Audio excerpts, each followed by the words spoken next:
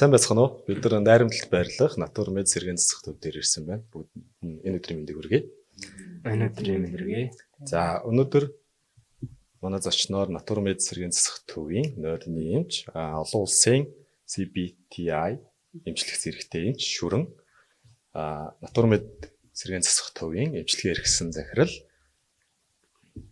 Буян Жаргал, за Натур Мед сэргээн засах төвийн зөвлөх эмч, анагаах ухааны магистр, Монгол Улсын зөвлөх зэрэглэлийн эмч Дэлгэрмаа, Натур Мед сэргээн засах төвийн сэргээн засахын эмч Загар Сүрнаар хүрэлцэн ирсэн байна.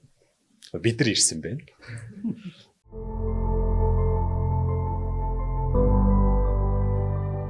Натур Мед сэргээн засах төв нь Улаанбаатар хотоос 25 км-ийн зайд олон улсын найрамдал цуслангийн зүүн урт талд цэвэр агаартай, нарсан ойн захад байрлалтай, тоглог орчин, найрсаг үйлчилгээтэй сэргээн засах чиглэлээр дагнсан үйл ажиллагаа явуулж байгаа томоохон төвүүдийн нэг юм.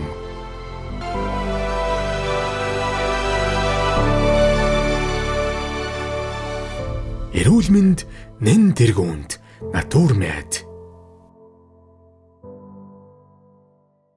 За бүгдэнд энэ өдрийн мэндийг дахин хүргэе. За спорт болон эрүүл мэнд хоёр бол салшгүй гэж ойлгож болно. За хүн эрүүл байж спортод амжилт гаргана тийм ээ. Тэгэхээр эрүүл мэнд спортын чиглэл маань хоорондоо салшгүй учраас бид нар энэ удаа Натур Мед эмнэлгийнхантайгаа хамтарч 1 жилийн хугацаанд хамтын ажиллагааны гэрээ байгуулад ингэж ажиллаж байгаа. За бидний зорилго юу вэ гэх юм бол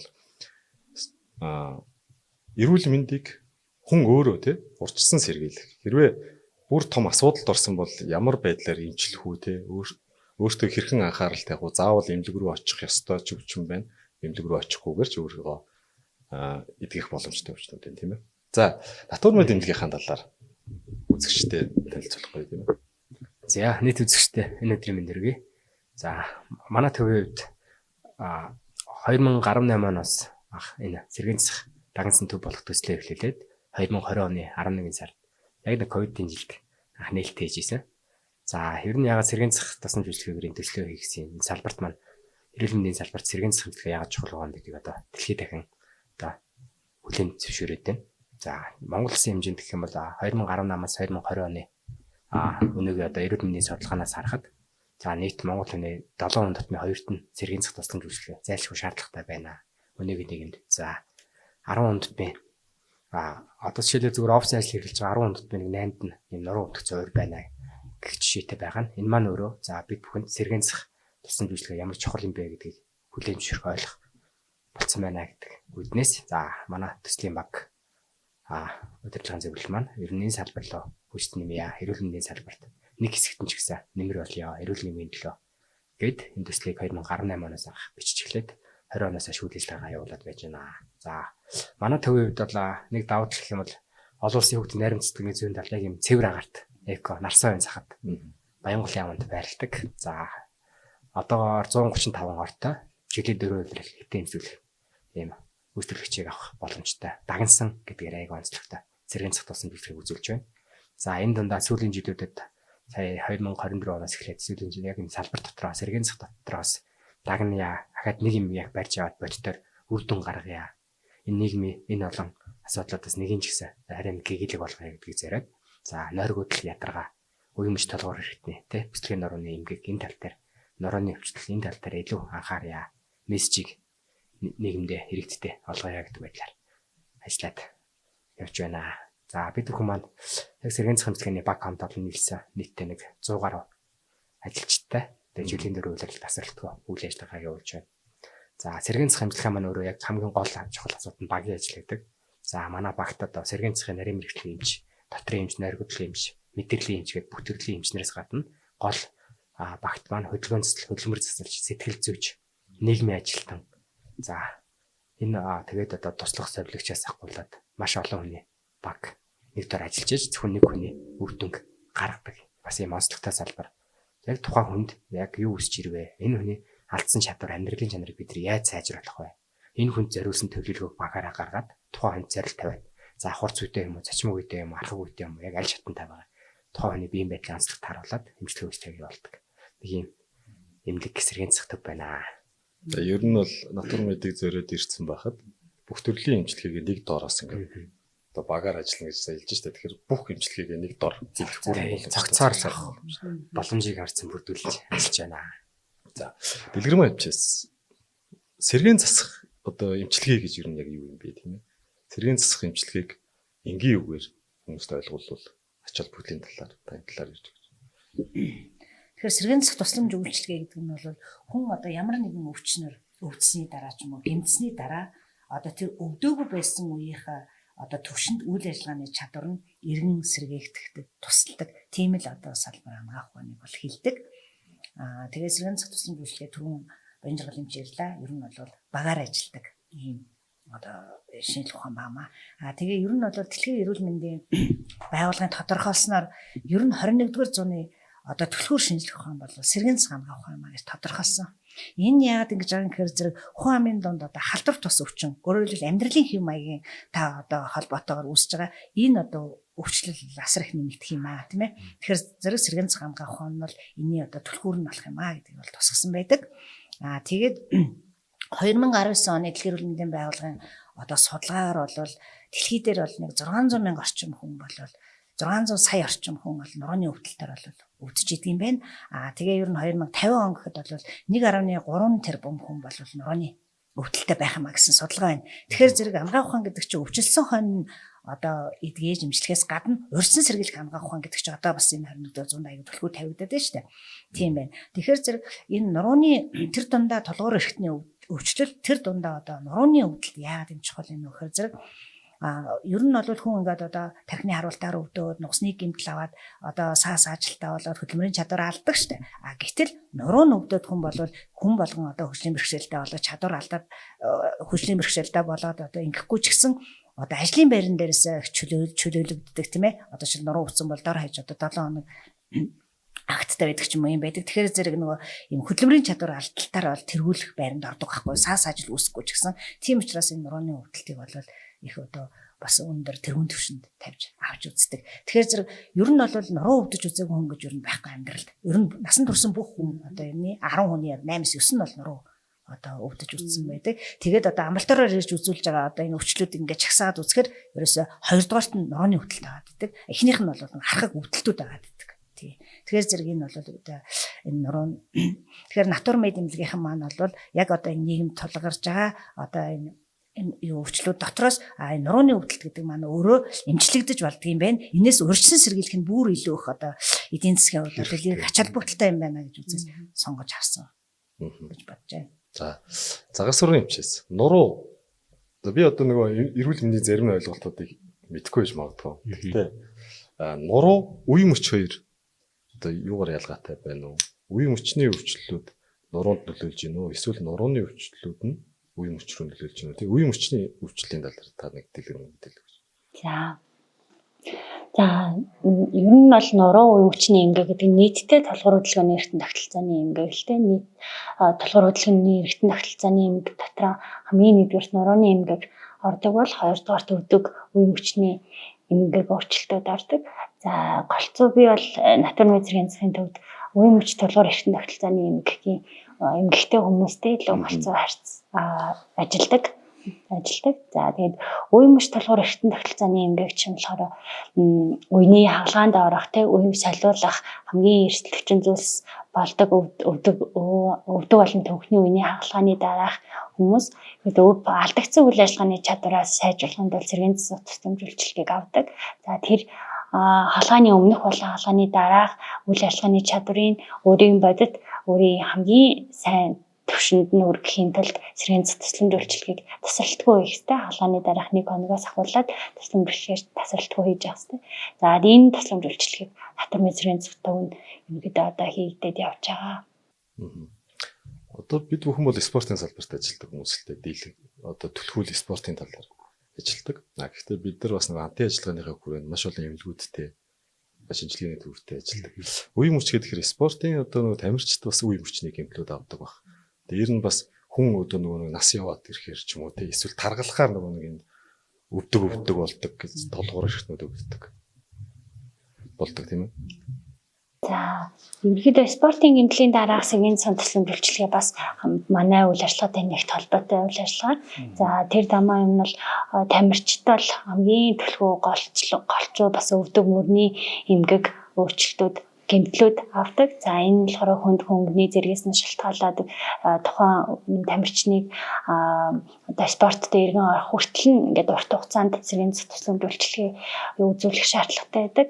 За бас архаг энгийн одоо спортын биш ч гэсэндээ энгийн хүмүүсийн хувьд ч гэсэндээ архаг үе мөчний эмгэг нь одоо манай газар зүйн онцлог, манай байгаль орчны онцлогтой холбоотой. За тэгээд эрдэс бодисын дутагдал, хөдөлгөөний үйл ажиллагаа алдагдaltaй холбоотойгоор хүмүүс тархаг хэлбэрээр үений эмгэгүүд хамгийн их тохиолддог. Өвдөгний үений остеоартрит, тэгэл мөрний эмгэгүүд гэх мэтчлэн олон үе мөчний эмгэгүүд тохиолддог. Тэднэрт бол хүмүүс адил сэргийн цэцлэмж үйлчлэгээ ингэж нэг шаардлагатай байдаг. Тэднэрийг сэргийн цэцлэмж үйлчлэгийг нь үйл ажиллагааны чадварыг сайжруулах зорилгоор л ерөнхийдөө сэргийн цэцлэмж үйлчлэгийг явуулдаг. За манай эм спортс бол натурмед сэргийн засах төв хамтраад хоёр төрлийн чиглэлийг ер нь бид нар барьж авъя гэж бодсон. Нэг нь бол нуруу нугас үе мөчний эмгэг өвчлөлүүд. Нөгөөх маань бид бүхэнд хамгийн их ярьдаг тийм нойргүйдэл гэж ярьдаг. Нойрны асуудлууд. Тэгэхээр шүрэн эмч одоо нойргүйдлийн талаар тэр CBTI гэдэг эмчилгээ нэр нь ямар эмчилгээ бэ? Монгол улсад юу нэг нойргүйдлийн асуудлууд ер нь ямар түвшинд хүрсэн юм бэ гэдэг талаар үзэгчтэй мэдээлэл өгөх. За тэгээд та бүхэнд энэ өдрийн мэндийг хүргэе.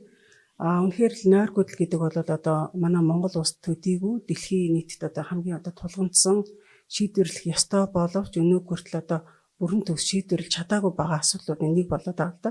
Тэгээд нойргүйдэл гэдэг нь одоо ер нь юу юм бэ гэхээр мэдээж одоо унтаж чадахгүй байгаа л тэр асуудал шүү дээ. Тэгээд яагаад унтаж чадахгүй байгаа вэ гэдэг одоо шалтгаан нь одоо маш олон талын шалтгаантай байдаг. Тэгээд унтаж чадахгүй байх нь одоо эхлээд одоо унтахгүй хөрвөөгөөд байх, эсвэл шинэ олон дахин сэрээд байх, эсвэл одоо хэд өглөө эрт үүрээр одоо ингэ сэрээд байгаа. Энэ байдал маань одоо 3 сараас дээш хугацаагаар үргэлжлэх юм бол одоо энийг нойргүйдэл гэж үзээд байгаа. За яагаад ер нь хүн нойргүйтэй гэдэг юм бэ гэхээр ер нь бол нойргүйдэл дэлхийн нийтийн хүн бүхэнд л байдаг. Ер нь одоо амьдралынхаа насанд туршд хүн бол одоо нойргүй хонжсэн, нойргүйдчихсэн тодорхой 1 сараар ч юм уу одоо нойр нь хямарч үзээгүй хүн гэж байхгүй. Тийм болохоор ер нь бол одоо бас хүний одоо нийгмийн амьдрал одоо стресстэй холбоотой хүн амьдарч байгаа амьд байгаатай холбоотой одоо үүсэж байгаа юм асуудал байхгүй.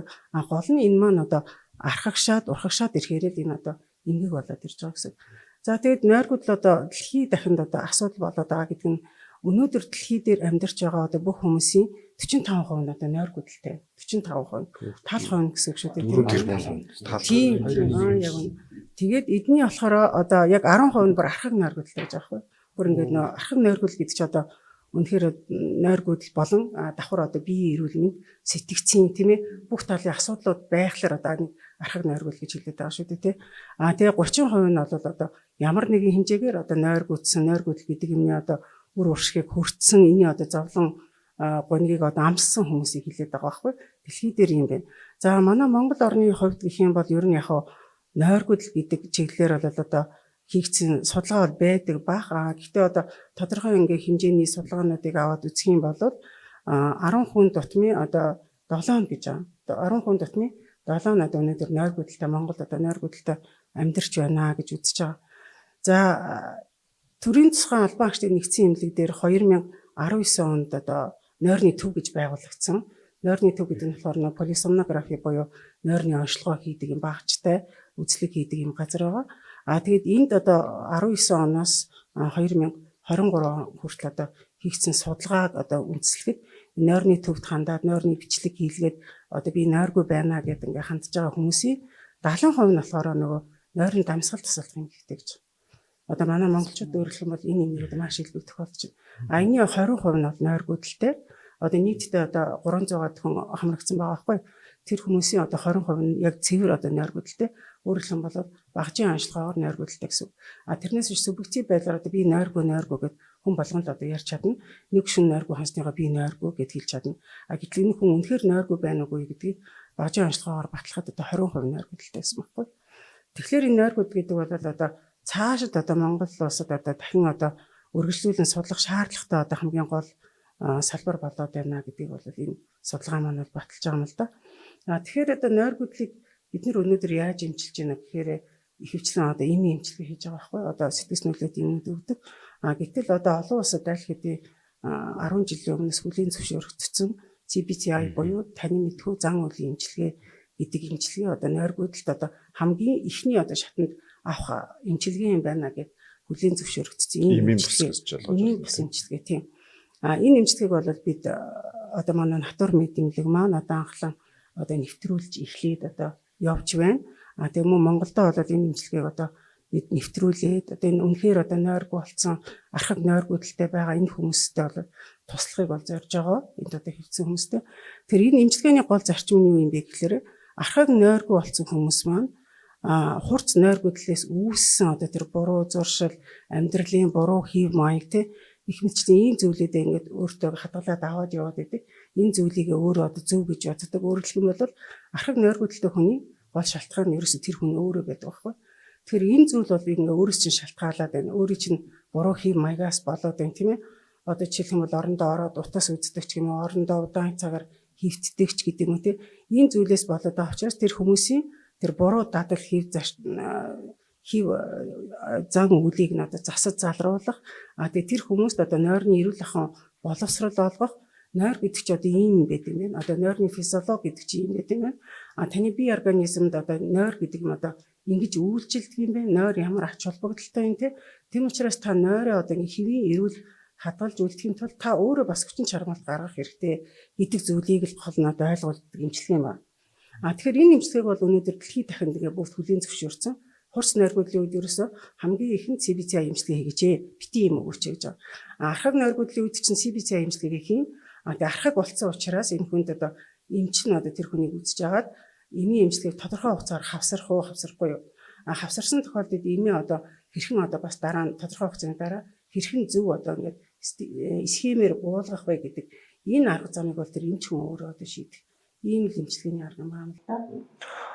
Миний бодлоор бол юм жил одоо бараг 2 хүний 1 нойргүйдэлтэй байна гэж үздэг шүү дээ.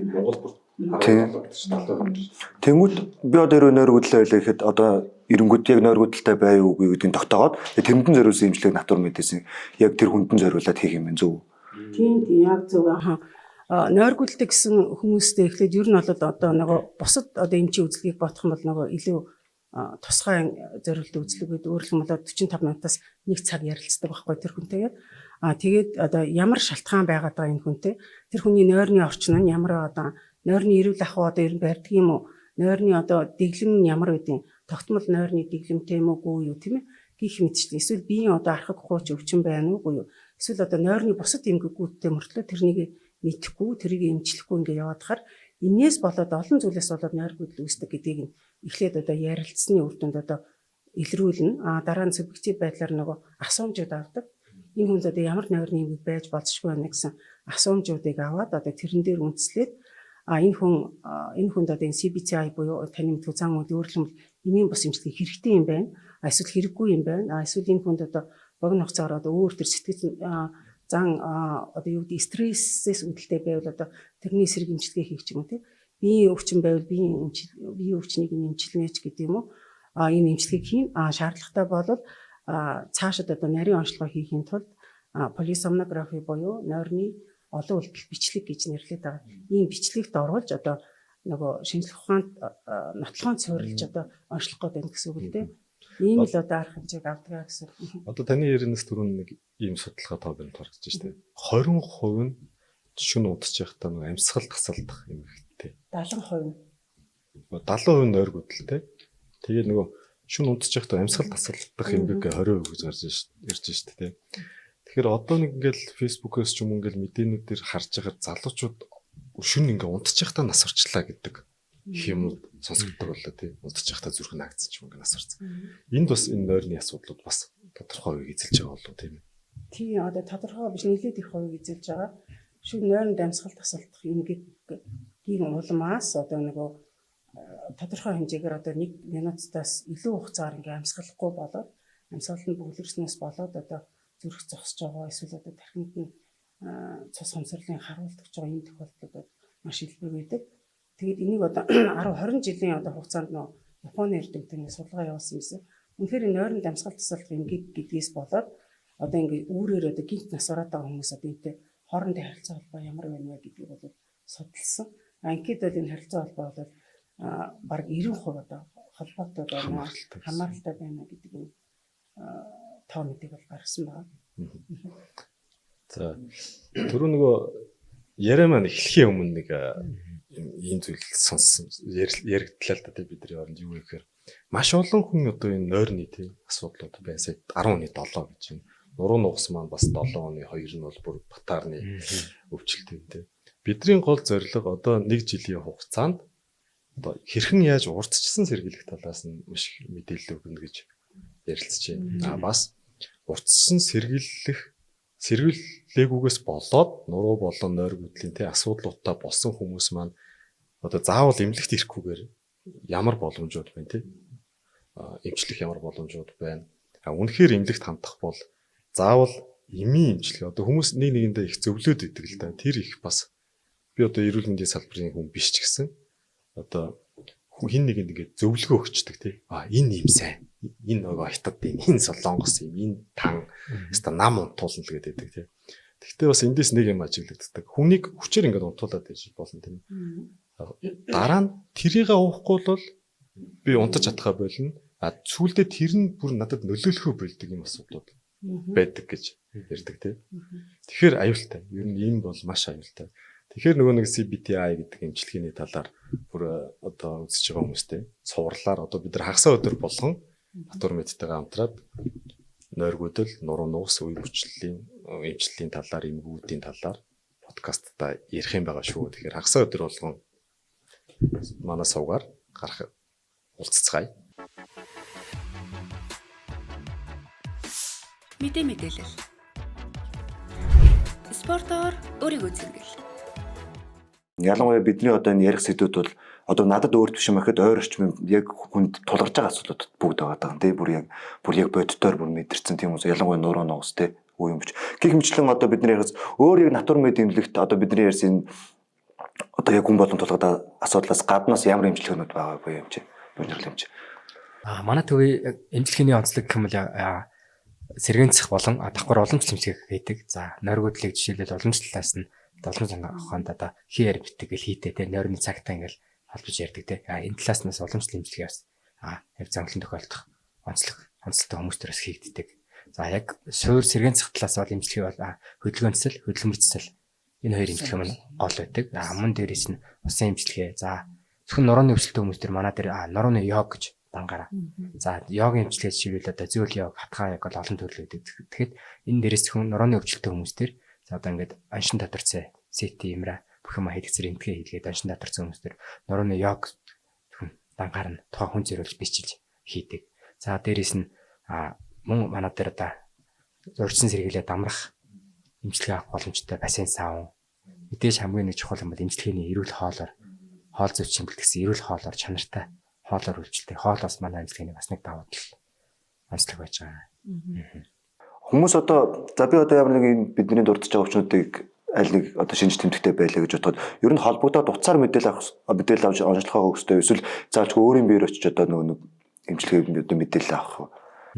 Эхний үеэр яг үндсэн мэдээлэл бол уцаар тий манай одоо үндсэн дугаарууд руу холбогдоод за тэгээ яг ингээд сонирхож байна боломжтой энэ эмчилгээг нь илүүддэх сонирхож байна.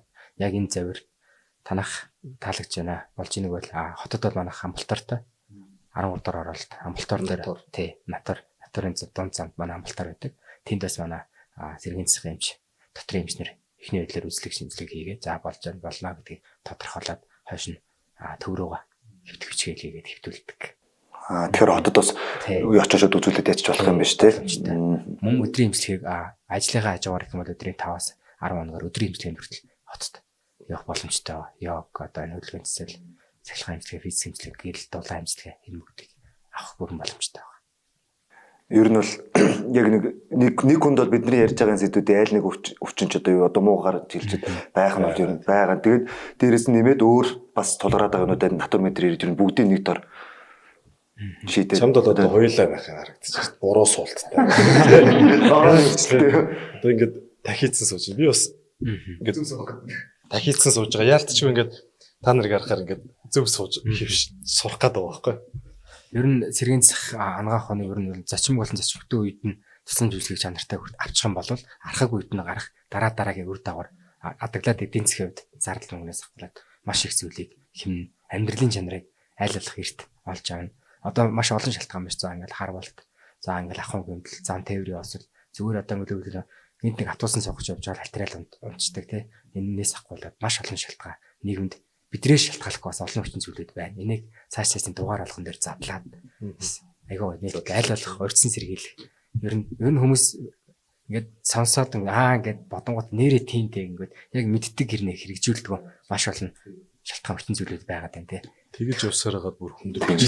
Ер нь манай монголчууд ер нь их хайхамжуулдаг. Тэг хүндэр бүрийг заа очихгүй болохгүй юм тэгэл. Сая өнгөрсөн 7 хоногт би яг бодтоор бүр яг нурууны асуудалд орсон. Тэгээ бүр ингээд машина барьж чадахгүй болоод ингээд дэлхийгаад иймэрхүү байдалтай. Тэгээл бос цуухад хүртэл өвдөд. Тэгээд яг дотор мэт хамтын ажиллагааны гэрээ эхлэхийн өмнө би өөрөө очсон л да. Амлалтаар дээр очиод өдрийн 2-3 амжилтыг хийлгээд.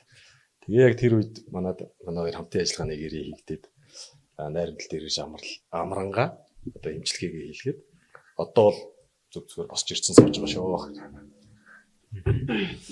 За шүрэмч одоо бидний жилийн хугацаанд тий үзэгчтэй хүргэх одоо нойргуудлаар бол нэг 20-с 28 орчим дугаар хийгдэхэд төлөвлөгдсөн байгаа.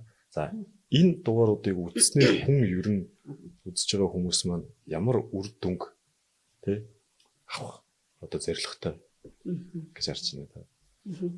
За ер нь нойр чи өөрөө бидний нөгөө амин чухал хэрэгцээ яваад байгаа шүү дээ.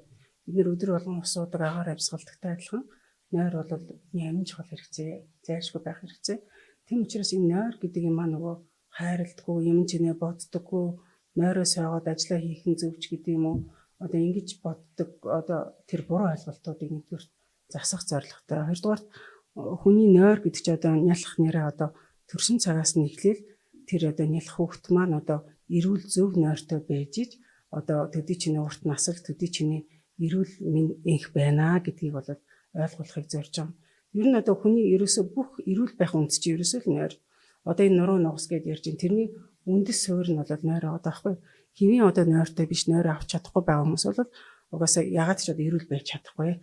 Тийм учраас хамгийн нэгдүгээрт одоо нойр гэдэг нь юу юм бэ? Одоо бидний нойр яаж ажилтдаг гэдэг одоо нойрны ерөнхий ойлголттой боломоор байгаа хүмүүсийг энийг болохоор ер нь бүр нялх нэраагаас эхлээд хүүхдийн нойр ямар онцлогтой юм дунд насны одоо тоодлор гэж ярьдаг нөгөө бага насны хүүхдийн нойр ямар онцлогтой, залуучуудын нойр ямар онцлогтой, насанд хүрсэн хүмүүс, эрэгтэй эмэгтэй хүмүүсийн нойр мөн настайчуудын тийм ээ настангуудын нойр ямар онцлогтой юм бэ гэдгийг тэр хүн мэдчихийж нойр гэдэг чинь юм байт юм байна гэдэг одоо зөв ойлголт авсныхаа дараа бол тэр хүн эрүүл байх одоо зарчмаа баримтлана. Тэгэхээр одоо нойрны физиологи гэдэг юмыг ойлгуулмаар байгаа юм. Тэгээд хэвийн эрүүл нойр гэж юу юм? Тэгээ нойрны эрүүл ах гэдэг юм айгүй чухал. Хүмүүс маань сонсчоод одоо гэрлээ унтраа харанхуй байлга гэдэг ингээд хүний одоо хүн болгоны мэддэг юм яриад ингээд залхуутай юм гэдэг. Гэтэл үүндээ бол яг тэр нойрын хэвийн эрүүл байлгах хамгийн гол чухал үндэс чинь нойрны эрүүл ах байгаад байгаа байхгүй. Ерөөсөө л нэг 10 төрлийн юм байж байгаа. Дасгал өдөр болгон дасгал хий. Унтахаас одоо 5-6 цагийн өмнө одоо дасгалаа хийсэн байх хэвээр. Унтахаас 7-8 цагийн өмнө кофегоо уусан байх хэвээр. Унтахаас 4-5 цагийн өмнө одоо тод гэрэл дуу цахилгаан одоо намсгасан байх хэвээр гэх мэтчлэн маш энгийн юмнууд байдаг. Тэгээ энэ бүхнийг баримтлаад явчих юм бол бид нэр одоо нойр гэдэг юм бол алдахгүй явж болох байхгүй. Тэгэхээр тэр зүйлүүдийг одоо хүмүүст ойлгуулмаар байна. Тэгээд ер нь хурц нойргүйдэл гэдэг юмд одоо үүсгэж байгаа олон шалтгаанууд одоо хүмүүс мэддэггүй. Тэгэхээр тэр шалтгаануудаа энэ хүмүүс маань өөрсдөө миний нойр яагаад хямраад байгаа юм бэ гэдгийг одоо бас мэдчихвэл зүгээр. Жишээлх юм бол одоо настай одоо төрөв болжирхаан өөрчлөлттэй хүмүүс маань ингээд шөнө олон дахин басаа шийгээд идэг. Тэгээд энэ олон жил үргэлжлэхээрээ нойргүй болчихж байгаа. Тэгээд ингээд асуугаад ахаар одоо би тийм төрөв болжирхаан юутай юм уудаг. Тэгээд олон дахин тэдээс тэдүүдээ босож шийдгээ гэдэг жаа. Гэтэл энэ зүйл маань одоо нойргүйдэлд нь хүргээд байна гэдэг одоо энгийн зүйлүүдийг бас мэдгүй байх жишээ нь тийм. Энэ одоо зүйлүүдийг нь ойлгуулж өгмөр байна. Тэгээд яагаад одоо энэ хурц нойргүйдлийн одоо шалтгааныг арилгачаад байхад хүн яагаад ингээ архагаар нойргуудад байгаа хэдэн 10 жил нойргуудад яваад байгаа юм бэ гэдэг зүйлийг ингээ ойлгуулж өгмөр байна. Дээрээс нь одоо ингээ ийм уугаад эми одоо хамааралтай болчоод ингээд би эми уухгүй бол унтаж чадахгүй, эми уул унтдгаа гэдэг хүмүүст одоо энэ маш буруу ойлголт байгаа байхгүй. Тэгэхээр энэ хүмүүст одоо зөв ойлголтыг өгмөр байхгүй. Тэр эм гэдэг зүйл нь одоо аль хэдийн үйлчлэгээ болчихсон гэдгийг одоо ойлгох гэдэг. Саяхан нэг манай үйлчлүүлэгч нь онлайнаар юу яасан чинь эми уугаад унтдаг, ер нь эми 10 жил эм уудаг гэж байгаа байхгүй. Тэгээд эми одоо 9 цагт ууж байгаа чинь. За тэгээ орондоо орж хөвтөд шөнийн 3 цагаас унтаж эхэлдэг. Тэгэхээр тэр 9 цагт уусан юм тэр хүнд 3 цагаас эхэлж үйлчлэх байхгүй. Тэгэхээр тэр зүйлийгээ чи одоо ойлгохгүй байх гэсэн үг байхгүй. Тэр юм маань одоо надад 3 цагт үйлчиж эхлээд би унтж байна л гэж ойлгоод их мэдчлэнгийн одоо энэ эмийн буруу хэрэглээ тийм ээ. Энэ нойргуудл гэдэг юм одоо төгс шийдэл бол юм биш юм а гэдгийг бол хамгийн одоо бас сайн ойлгуулж өгмөр одоо. Тэгээд тэр CBTI буюу одоо энэ одоо маш үр дүнтэй эмчилгээ боловч одоо тодорхой хугацаа шаарддаг.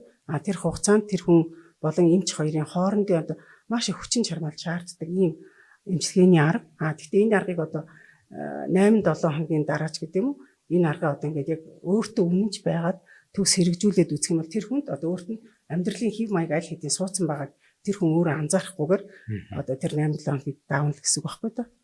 Тэгэд энэ эмчилгээний одоо маш сайн тал гэдэг зүйлийг бас ойлгуулж өгмөр байна. Сая ирээд нөгөө 2 хоног энд амарсан манай багийнхан маань. Тэгээд хамгийн эхлээд нөгөө ойлгосон юм байна. Би бас нөгөө жоохон нойрны асуудалтай. Тэгээд шин та ингээд 1-2 цагт байж их нойр хайчуу гэдэг постож ер нь их штэ. Миний нойр хайчуу гэх хүмүүс тэгж байдаг. Энд дээрээ амрахтаа нэг хамгийн эхэлж хэрэгжүүлсэн миний дөрөв юу байсан бэ гэхээр орой би 7-8 цагаас хойш уцаа хаагаад эйрплейн дээр нь тавиад бид нар хүзэр тоглож байгаад орой орондоо орохдоо орыг унтах гэж л ашиглах хэрэгтэй шүү гэдэг шиг.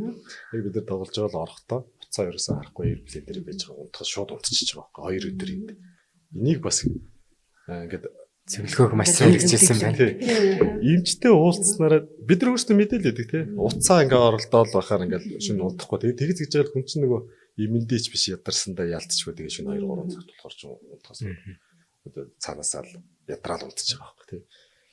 Тэгэхээр одоо яг энэ өгөх дугааруудаараа бол саний шүрийн эмч ярьсан зүйлүүдийг бүр задалж асуудал болгон дээр задалж ярьж байна.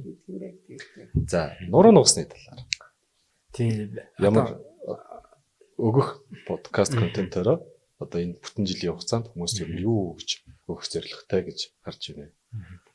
Ер нь одоо нөгөө энэ нуруу нугас маань одоо яг бүр ганцхан миний биш бидний биш бүр нийгмийн асуудал болчиход байна л да. Яг энэ тал дээр одоо манай төвийн жилдээ нэг 7000 үйлчлүүлэгчд ингээд мэдээлэл цэвэрлэгөө онцлохоо тий амьдралын чанарт за ингээд та зөв дадал амьдралын хэм маягаа ингэ шүү тэгээ шүү зөвлөгөө өгж байгаа боловч цаагаараа өшөө нийгмийн асуудал болсон ч бид нар яаж өөрөөр нөлөөлөх вэ гэдэг үндсэн дээрээс ингээд подкастаа болж яа нэг ч гэсэн зөв мэдээлэл аваад эдийн засгийн хувьд зөв газар очиж зөв ажиллуулад нэг ч гэсэн юмыг боддоор үн зөөр нэрээ тийм миний онцч шалтгаан нь энэ байсан юм байна гэдэг нөлөөллийг хүчин зүйлийг мэдээд аваасаа гэсэн үгнээс ер нь подкаст хийх саналыг ингээд тавьсан шүү. Тэгээд нийт иргэдтэй хандаж хэлэхэд бол яг нуруу нугастай холбоотой. За мэс заслын хувьд ямар байх юм бэ? Хизээ мэсэл дарах юм.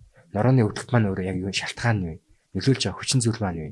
Бидний амьдралын хэм маяг гэж яриад байгаа маань өөрөө яг зөвхөн танаас шалтгаалж байгаа юм уу? Нийгмийн цар хүрээ нөлөөлж байгаа юмнууд юу байгаа? За энэ нурууны өвдөлтүүдийг яаж онцлох юм?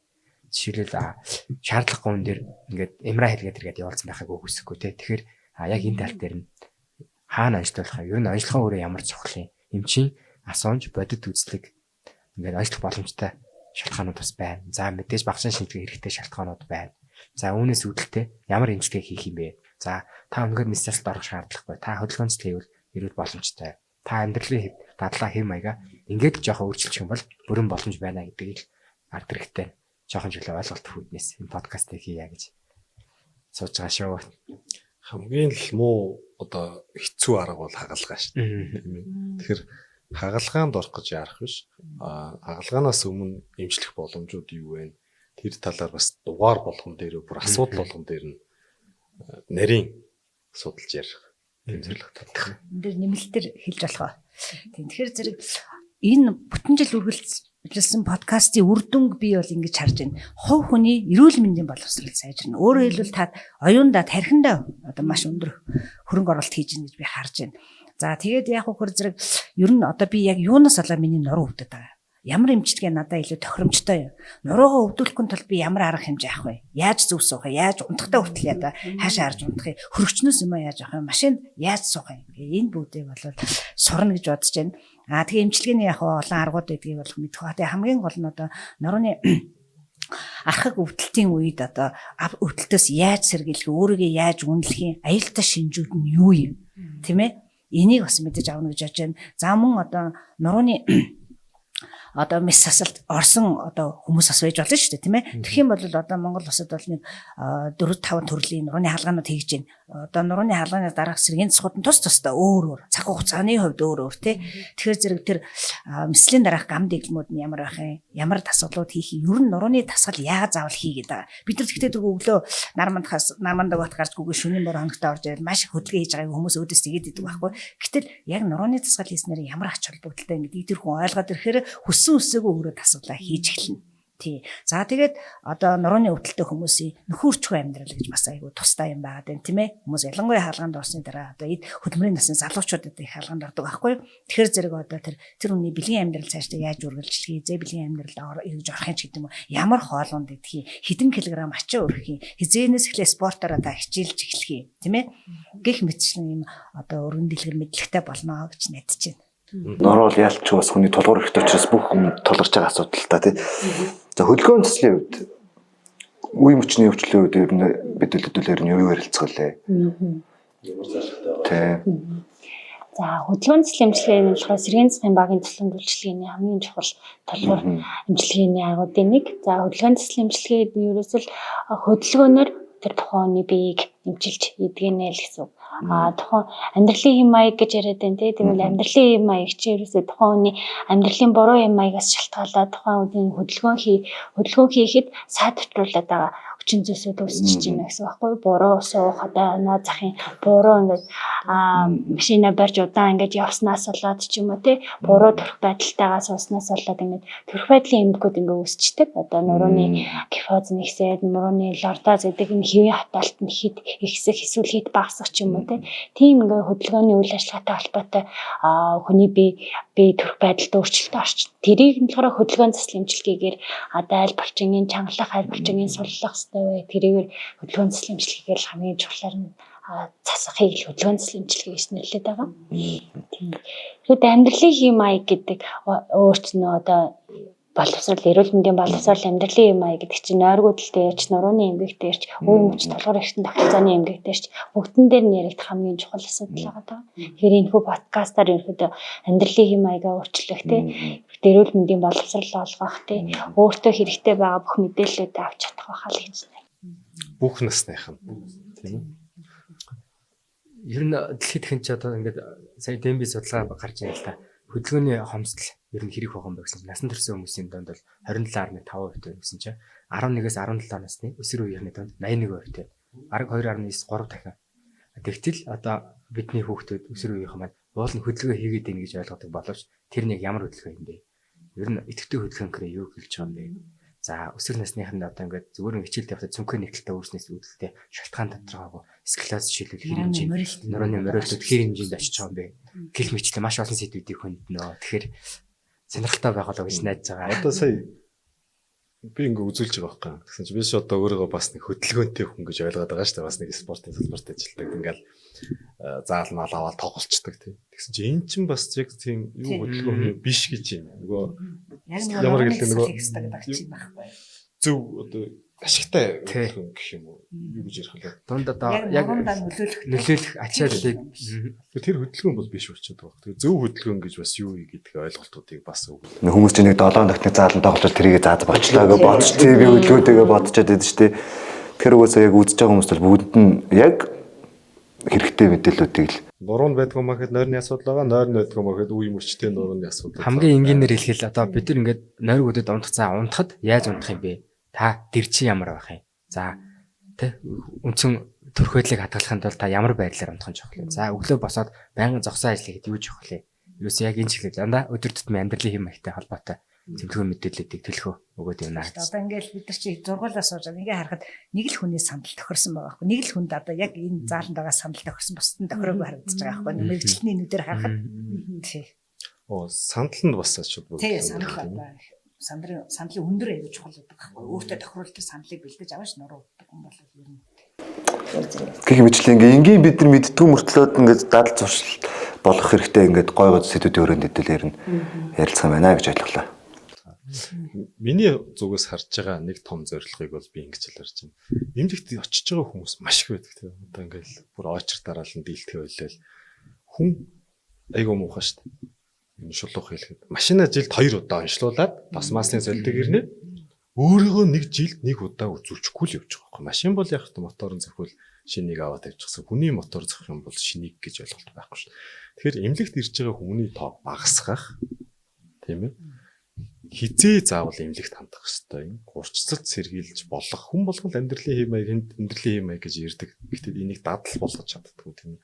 Одоо ингээ харж байгаа би буруу суулт руугаа дахиад орцол явж байгаа шин тийм. Би бол ийм л зорилготой гэж харж байна. Эмнэлэгт очиж байгаа хүний тоо багасгацгаая гэж. Яг үнэ. Бид нэг л амьдарч байгаа юм чинь. Чанартай амьдрал гэсэн. Үзэгчтэй мэдээлэл өгсөн та бүхэндээ баярлалаа. Тэгээ цаашдын дугааруудаараа алцгаая тийм ээ. За баярлалаа. Тийм. Хөл маань удаараа газар өргөхөөс бүгдээр ингээ хөлөө хаашаа тавьчихж байгаа. Тэнгүүд нуруунд дээр чи бүх ачаал ирчихэж байгаа байхгүй. Тийм байна. Тэгээ ер нь л яг ингээ хаашаа түшлийн налаад ингээ суусдаг. Тэгээ түшлийн налангууд бид бүгдээр буундаад хөл маань дээш явуулчихлаас хөлөө бүгдээр ингээ хаашаа явуулчихдаг шүү дээ. Эсвэл ингээ ачаас очоод энэ зал болохоор арай өндөр учраас ингээ таагаад болон таарч. Бүгд ноор сэж гэдэг. Би цаана машиндаа суугаад яаж суудаг. Одоо бас сууж ин гэж бодлоо. Машиндаа сууж бас орлоо яг л өөрөө хоол хөдөлгөөнийг хийх. Ингээд буруу. Эхлээ бүксээ тавьдаг байхгүй.